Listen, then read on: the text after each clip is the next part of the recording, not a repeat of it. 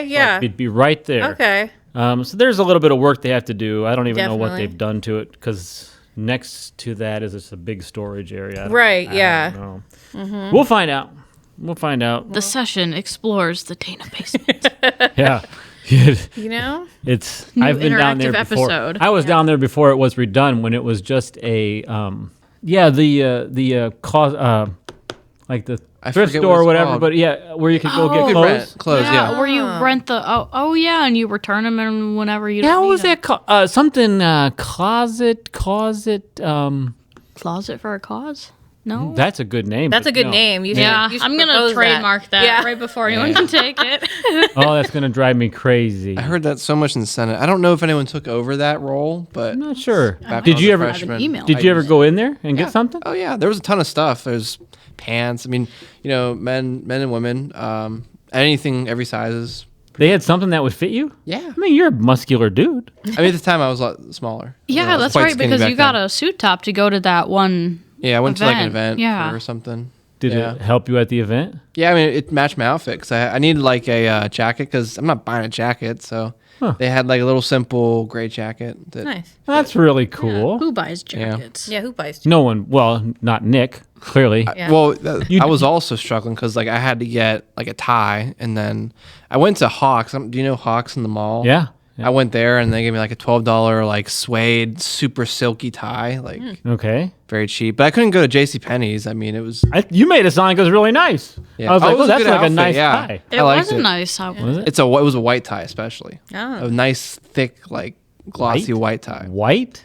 It just White? it fit my shirt because I had a blue shirt with white. I definitely have a picture. Did you have disco playing like in your pocket or something? No. That sounds like it something- looked great. Right? maybe I'm it looked pick- great. I'll wear it tomorrow. I'll give you the tie as well. You can throw. I on a Do you tie. know your colors, Ryan? Since all I do is work in colors. So yes, I know my colors. I tell you what, since we've got back from Christmas break, Nick does not want any of my jokes. You're a little too old for me. Thank you. Too old. Well, joining us in the studio is Kathryn Phillips. And what is your full title? I am the Krieger Visiting Scholar in Religious Studies. That's a mouthful. It is a mouthful, yeah. What does that mean? Because I'm unfamiliar. So basically, Krieger Foundation endowed the position. So they put money forward so that there could be a position in religious studies with the idea of fostering sort of dialogue between different religious traditions. Interesting. Oh, that's really cool. I mean, that makes a lot of sense now, judging from like what we've had done in class, comparing everything, contrasting everything. Mm-hmm. That Yeah. makes What sense. class Oh, do you have have her in Jess? class? Yeah. Yeah, I had her for a class last semester. It was like an introductory religion class.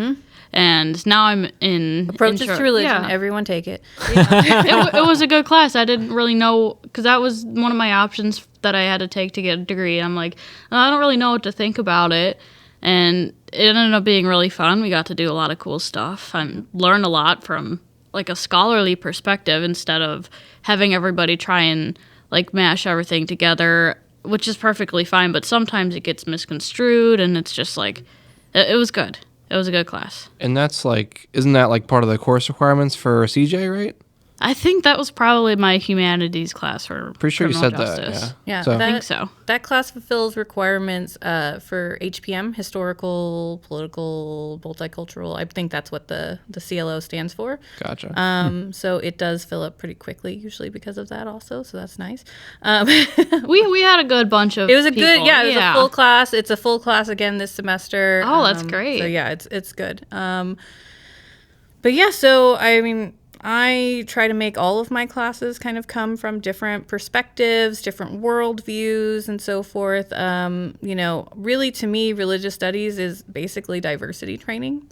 It gives you a chance to look at different worldviews from a scholarly perspective. So that's what I do in religious studies. Yeah. I have learned so much that I didn't know before, and like understanding so many different pop culture references because of it. It is like the best thing ever. I do love to bring in the pop culture. Give me an example of one. I got to know one. Now I'm going to put you on the spot. One of you two. Give me an example. Well, just like I think last week you showed us, she showed us an excerpt from an Indiana Jones Okay, hey, film I know Indiana Jones. Yeah, about so- the Ark of the Covenant. Yeah. Yeah, Raiders of the Lost Ark. Ark, yeah. You know, the scene at the end where they open the Ark and it's so powerful that everyone's faces melt off and Yes. so forth. Yeah. Yes. So taking religion, taking ideas from a religion, putting it into pop culture. Yeah. So what was the reference? Or just that you were referencing that it was powerful, or? So we were talking about, so Jess now is in the class Hebrew Bible, or Old Testament as it's known in Christianity.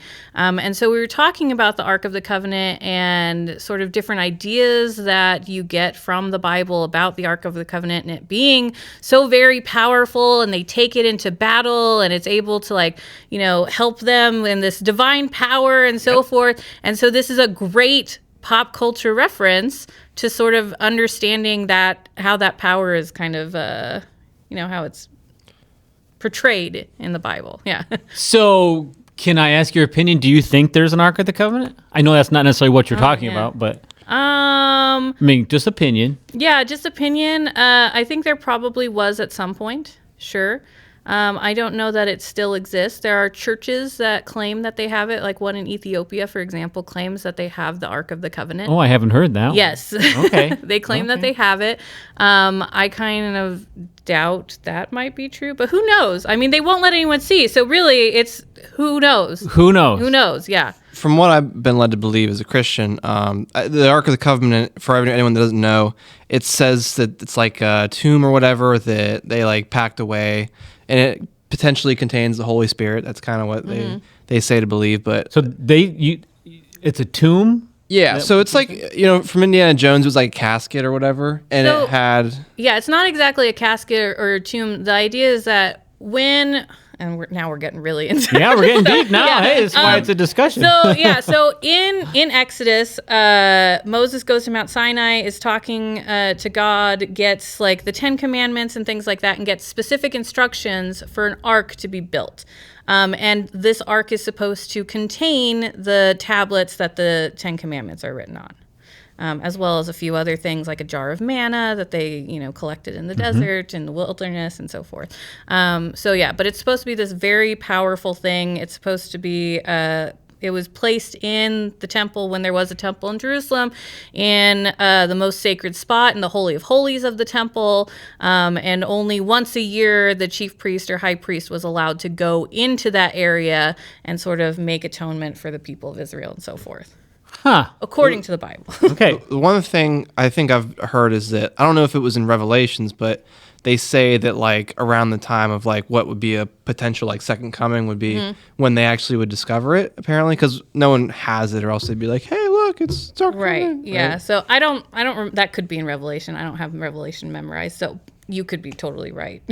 Well, that's- nobody's seen it because once they see it, their face melts off. Nobody's around. Well, Didn't you you not know- watch At the least according Didn't to you watch Indiana the Jones. documentary? Yeah. So if we're getting into Indiana Jones theory here, Yeah. it was because they put their eyes on it. It wasn't because they just like their face was there or whatever. So they had to see it. Yeah, Yeah. So yeah, Indiana Jones says like close your eyes to the person that's with him, and I think her name was Miriam in the movie. Yes. Yes. Right. And love interest at the time for Indy. Yeah. yeah, exactly. So they close their eyes and they're safe from it. Yeah.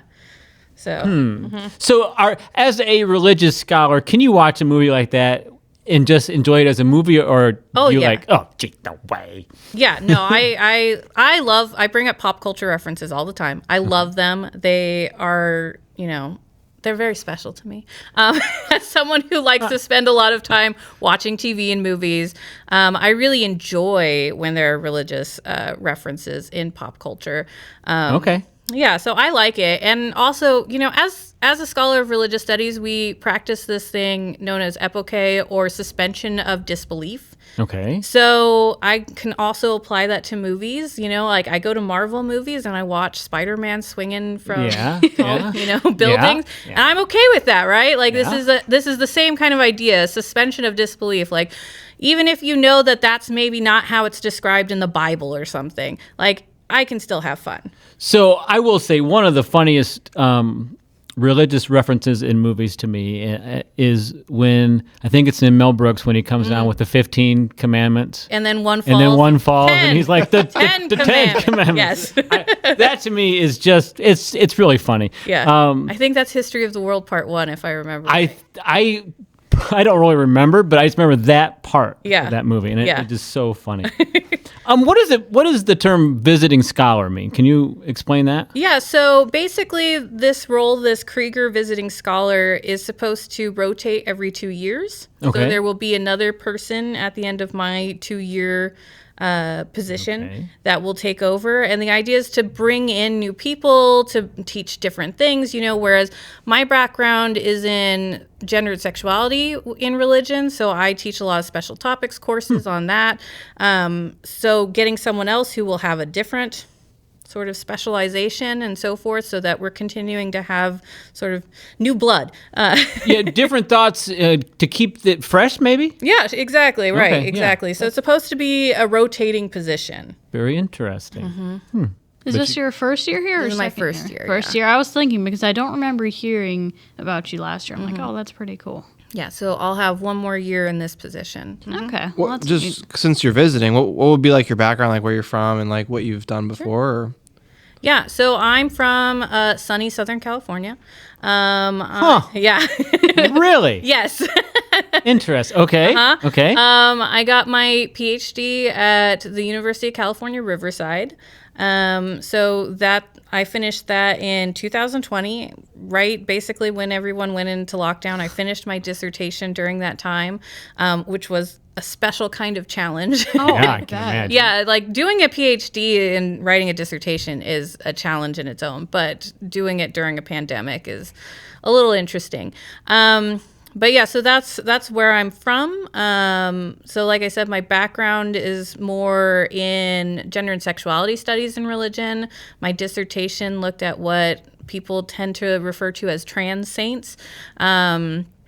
So looking at saints, most of them assigned female, who ended up going into monasteries meant for men and living their lives as men and looking at them from a transgender studies approach. So that was what my dissertation was on. Interesting. So what do you do for fun? Well, I watch a lot of TV, like I said. Oh, popcorn. Yeah, but you obviously would. Yeah, I'm yes. very into pop culture. I have 2 kids. Oh, okay. So they keep me busy, and a dog. Nice. So, yes. and I live very close to campus, so some people probably have seen my dog walking around before. And what kind of dog? It's a terrier mix. He was a pound dog. He's a rescue. Oh, okay. So yeah. I'm gonna guess his name. I'm gonna say like I can't be Buddy. Buddy's too simple. No. I'll give you something to help you. Okay. He was only a year old when we got him, but he very much already looked like an old man. He's got a very old man looking Arthur. face. That's a good guess, but that's not what it is. Albert? I mean... No, that's also a good one. Geezer. Geezer? I like it. Maybe that's what we should have gone with. No, we went with Reginald. Oh. So he's referred to as Reggie. I was thinking That's Rusty. hilarious. Yeah. We have a cat Reggie, named like that. Reggie that really? I call him Reginald. Yeah, oh my gosh. Yeah, that is very funny. Yeah, he looked very dignified and older, so we're like Sir Reginald seems like a good fit. I love that. Yeah. Fit for a king. I call my cat, Reggie the Third, because Yeah. he looks very distinguished too. Right, yeah. Reginald the Third. Yeah. Anyway, sorry, that's just funny. I just picked that out of the blue. Anyway. Right, that's funny. Yeah, that is funny. So, favorite movie? Ooh, that's so hard. I have so many movies that I love. All right, let's narrow it down. Okay. Favorite comedy? I'd say one of my favorite comedies is I Love You, Man. Jason Oh, Segel. What's her face? That was Anna and Frozen. Oh, shoot. I haven't seen I that. just know her Veronica as Mars, the- but one that of them. show's too old for you too. For you, yeah. Yeah. That's kind of I guess when I'm picturing it, I'm picturing of... Or no, sorry. That's I Love You, Man is the one that he's in with Paul Rudd. Forgetting Sarah Marshall is what I actually. Oh, that's a great one. But Yeah. both of those are really high up there okay. for me. Both of them Clueless. have Jason Segel or Siegel. I don't know how you say it. So that has to mean that you like How I Met Your Mother. I do like How I Met Your Mother. Yes, I do like How I Met Your Mother. Mm-hmm. Are you into horror? You don't seem like someone who's into horror movies. I'm not as much into horror movies because I'm kind of a big baby when it comes to them. I can't. Same. Yep. Yeah. Pretty much. Yeah. I used to like him. It's like, but now I'm like, I don't know, man. I used to like them a little bit more. If I'm gonna watch something like that, I tend to go for the more gory ones and less thrillery ones. Oh, so okay. like zombie movies are good for me. I like those. Yes. Okay. Yeah. You're not a zombie person, are you? I like horror. I like Criminal Minds is my favorite show. I mean, Oh, this is true. Yeah. Yours you and my sounded daughter. so disappointed. Well, no, I forgot. No, I didn't mean disappointed. That I was just forgot. funny. Oh yeah. I forgot. That's not. I apologize. No, it's funny. You're not into zombies, though, are you? Yeah.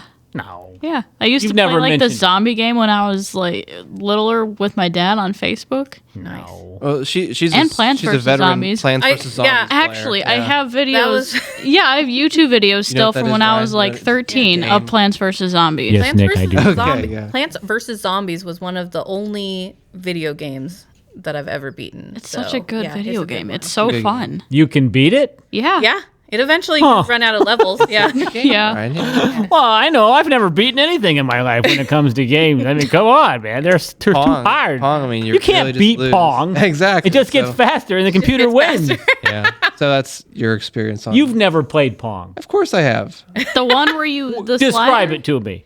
It's worth the sliding bars. I That just you said it. That's the only reason. You act like I don't know Pong. I grew up on the Nintendo GameCube with Galaga and Galaga. Yeah. We've had this. He's not from here. He gets the pass. You know, growing up, you're like, whoa, I actually have Galaga sound effects for my ringtone. that's kind of. Oh, that's cool. Yeah. Yeah. Because I played it in the arcade. Gotcha. Yeah. Back in the day. So you have to have, as a parent, you have to have a favorite kids movie. Ooh, yeah. Actually, so the new movie Encanto is really good. I've not heard seen so it. much good things It's- about that movie. Lin-Manuel Miranda made all the music. It's fantastic. So I enjoyed that. We're a big Disney house, so Okay. yeah. So we watch a lot of Disney movies for sure. What's the one movie you think if your kids put it in again, you're going to go crazy? For a while, it was Frozen. As Yeah. much as I enjoy Frozen and I think it's a good movie, it's well done, the songs are great. There was a period in time that they watched it nonstop. I just wanted it to end. That's fun. Have you ever seen the Peanuts movie that came out a few years ago? I have, yeah. It's not bad, yeah. I like that movie. That one was pretty good. My son's just gotten into it again for some reason, and Yeah. I really enjoy it. I'm like, this is really good. Yeah. They did a good job with it. Yeah. The Peanuts are an old comic strip, Nick. Yeah. Maybe you're not familiar with it. I've been educated with the older folks. Have correct? you? Yes. Have you? Yeah. Doing older your folk. internship at the home? Yeah. Okay. Sure. I saw you there the other week. Yeah. Oh, Oh, I thought I had burn. him. That's a I saw deep the disguise burn. of the hat, It but is. it didn't fly. It did. What? I missed that. I'm sorry. I couldn't hear you, son. Okay. Oh shoot. You gotta speak louder, son. No, I have to say it to you. That was a pop culture reference, actually. It's What's that from? Oh. I'm gonna look it up. All right, well, he doesn't even remember. Knowing Nick is probably from 3 different movies that he put together in his head. probably. Probably. Honestly, So what's been one of your biggest surprises about Defiance College? Oh, wait, Nick's going to interrupt. that was an Office reference. That was Was it Jim really? Halpert There's going to no Dwight. way. No. And he was making fun, and he was like, Oh, you're going to have to speak louder, son. Yeah. He was on the phone. Oh, And he's like, shoot. our William prices have never Butler. been Yeah. lower. Oh Yeah. yeah. Okay. So, as one of the biggest fans of The Office, I really should have gotten that one. That was a butt licker quote. Yeah, Like yeah. her There prices you go. have should never be been embarrassed. lower. I am. I'm a little embarrassed. I'll be honest about that. Yeah, for sure. Do you know what season that's from? Don't bring up your phone. It's either 3 or 4, probably. Seems like it. Yeah. Maybe. Yeah, you guys are both cop out. 3 or 4, maybe. It was so. 2. 2, maybe, yeah. Because It it was was- with Michael, and he was training Yep. Dwight how to be like more appropriate. It was the season when Pam was in New York, which I think is season 4. Okay. Oh. Okay. See? Oh, yeah. So we'll have to look this up later, yeah. But anyway, back to your biggest surprise. Oh, yeah, right, which exactly. clearly is The Office in that quote. Surprise, yeah, exactly. The biggest surprise is that I didn't catch an Office reference. That was my biggest surprise. You should be embarrassed. I am. I'm very embarrassed. So just how many resources there are on campus for students really surprised me, especially since this is a smaller campus. Yep. UC Riverside was a huge campus, but a lot of the same things that we have as far as like writing resources, having Grammarly and things like that, or you can go to the library and you can get Microsoft Office, all these types of things. Like these are great resources on top of things like, sort of emotional support and things like that as well. Yep. So yeah, I was pleasantly surprised to see that there were so many things offered to students on campus. So you had to be a little nervous. This is a huge, you went from a huge school. Huge change, yeah. To a completely different area. Yeah. Why? It just seems, why? I don't want to put down this corner of Ohio because this corner of Ohio has a lot to offer. Yeah, and a lot of people dog on it. But this has a lot to offer. Yeah. But it just seems like such a strange transition. It was a big change. Yeah. But I knew, even though a lot of the classes I taught were very big, like up to 200 students. That's crazy. I knew that I really enjoyed a smaller class size. I knew I really enjoyed teaching despite being at such a research heavy institution. Okay. So Defiance really checked a lot of those boxes for me. There's a lot of priority being teaching, being an effective teacher here, that students come here and they get a quality education. And so that was a big deal to me. And like I said, I had mostly taught really big classes, but during the summer I got to teach in smaller classes that were like 20 at most. Okay. And those were some of my favorite classes. Jess is in a very tiny class of three right now. people. Wow. Wow. And it's also one of my favorite classes because there's just so much more conversation that can be had without students being, scared to speak up and things like that. Yeah, in a class that small, you almost have to. You have to. It's almost, pressure's on, right? Yeah, no kidding. It's like this right here. There's only 4 of us in the studio. Yeah. And you can pretty much follow however you want to go, the discussion, however it wants to go. Yeah, exactly. Yeah. So, conversations flow really nicely in smaller classes. Mm-hmm. And that's what I wanted, so... Yeah, well, we're glad to have you. For sure. I'd say that's one of the stronger points for Defiance, like just the kind of like what they offer, like in conjunction with the like size, like the time intensive efforts you can get as well. Like, for a college like of her size, like if it's 200 students a class, like will you really have that much like time with somebody or just the services in general? Like say like the writing center, obviously you can get scheduled pretty easily here. It might just be not well funded or perhaps even just good at all because it's so big, it's a big campus, it's quite hard, just to put it in perspective for a smaller area. But not here, that stuff's all funded. Yeah, all of course. Staff. Yeah, it's just the quality, I'd say, and the care for sure. That's a big selling point in my opinion. Yeah. At least why I like it here for sure. You get a lot more of a personalized touch here. Oh, definitely. To your education. So I think that's great. Thank you for being on the show. Of course. Yeah, thank you for having me. Yeah. Nick, you want to send us out? All right. It's been Nick, Jess, and Ryan with Professor Dr. Phillips. All right. Have a great day, guys. See ya. See ya.